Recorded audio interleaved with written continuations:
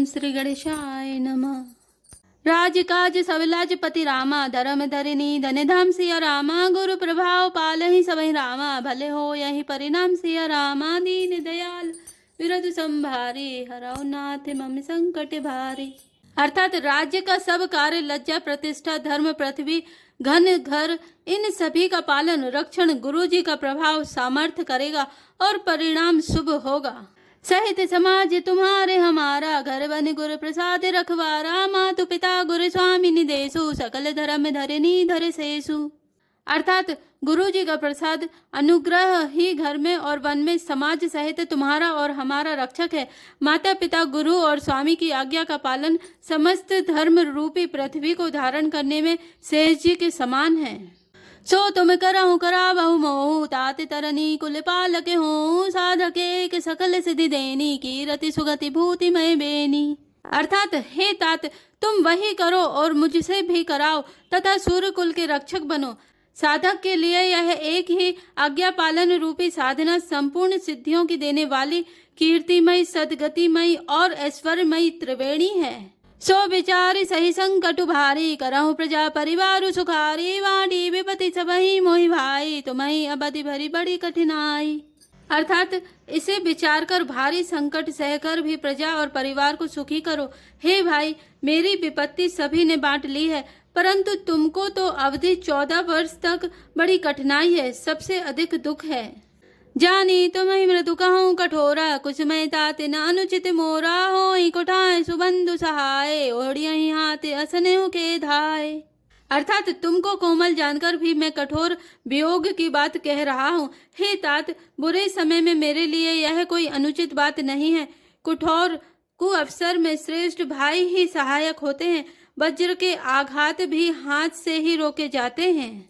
सेवक कर पद नयन से रामा, मुख सो साहिब हो सिया रामा, तुलसी प्रीति किरीति सुनि रामा, सुख बिसरा यही सोई सिया रामा, दीन दयाल विरधु संभार, हरौ नाथ मम संकट भारी। अर्थात सेवक हाथ पैर और नेत्रों के समान और स्वामी मुख के समान होना चाहिए। तुलसीदास जी कहते हैं कि सेवक स्वामी की ऐसी प्रीति की रीति सुनकर सुकवि उसकी सराहना करते हैं। सभा सकल सुनि रघुवर वाणी, प्रेम पयोधि अमे जनुसानी, शिथिल समाज स्नेह समाधि, देखी दशा चुप सारद साधि। अर्थात श्री रघुनाथ जी की वाणी सुनकर जो मानो प्रेम रूपी समुद्र के मंथन से निकले हुए अमृत में सनी हुई थी, सारा समाज शिथिल हो गया, सबको प्रेम समाधि लग गई। यह दशा देखकर सरस्वती जी ने चुप साध ली।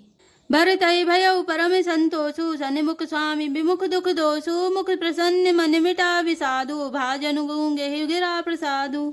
अर्थात भरत जी को परम संतोष हुआ। स्वामी के सम्मुख अनुकूल होते ही उनके दुख और दोषों ने मुंह मोड़ लिया, वे उन्हें छोड़कर भाग गए। उनका मुख प्रसन्न हो गया और मन का विषाद मिट गया, मानो गूंगे पर सरस्वती की कृपा हो गई हो।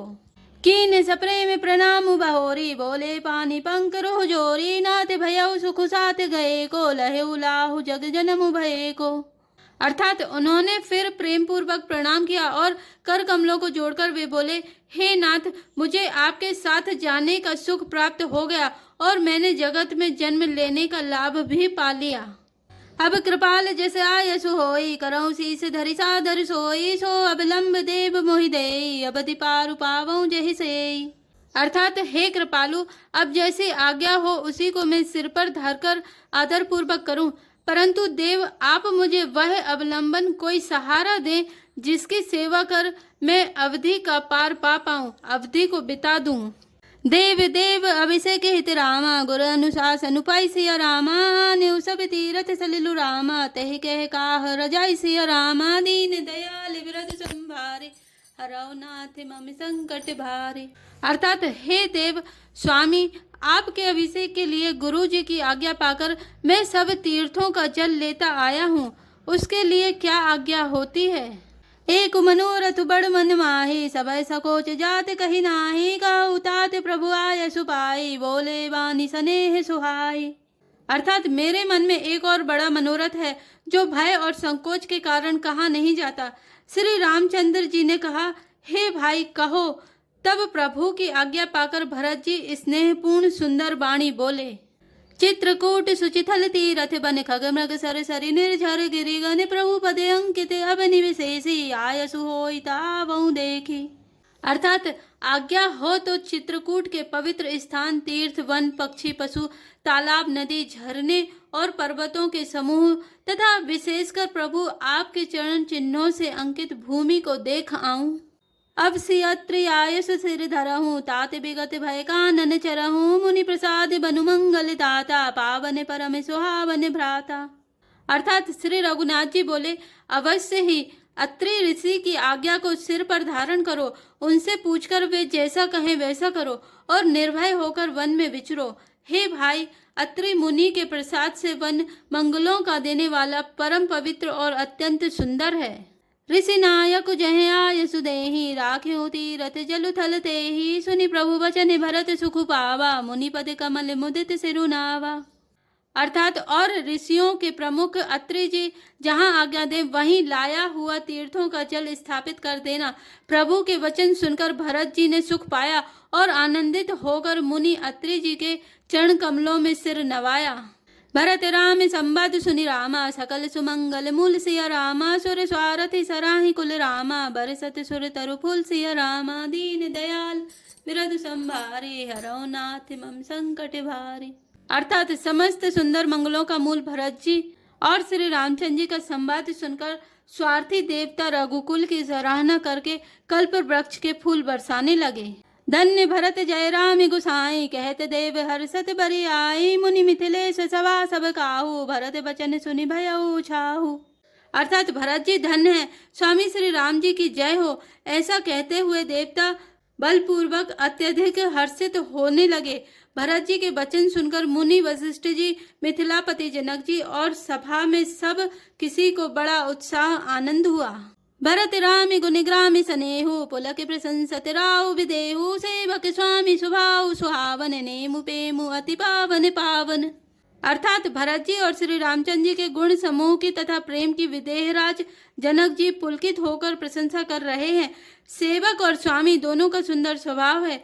इनके नियम और प्रेम पवित्र को भी अत्यंत पवित्र करने वाले हैं। मति अनुसार सराहने लागे, सचिव सभा सद सब अनुरागे, सुनि सुनि राम भरत संवादो, दुहु समाज ही हर सुविसाधु। अर्थात मंत्री और सभासद सभी प्रेम मुग्ध होकर अपनी अपनी बुद्धि के अनुसार सराहना करने लगे। श्री रामचंद्र जी और भरत जी का संवाद सुन सुनकर दोनों समाज के हृदय में हर्ष और विषाद, भरत जी के सेवा धर्म को देखकर हर्ष और राम वियोग की संभावना से विषाद दोनों हुए। राम मात दुख सुख समझानी, कही गुण राम प्रबोधि रानी, एक कहीं रघुबीर बड़ाई, एक सराहत भरत भलाई।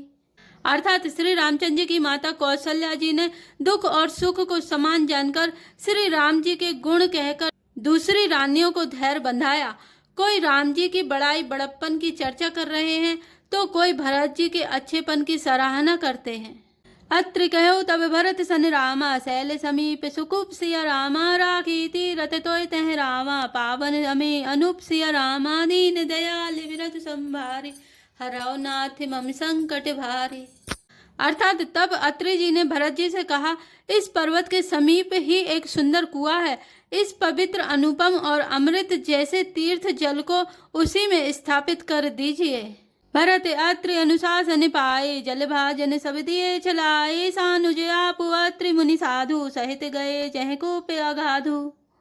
अर्थात भरत जी ने अत्रि मुनि की आज्ञा पाकर जल के सब पात्र रवाना कर दिए और छोटे भाई शत्रुघ्न, अत्रि मुनि तथा अन्य साधु संतों सहित आप वहां गए जहां वह अथाह कुआं था।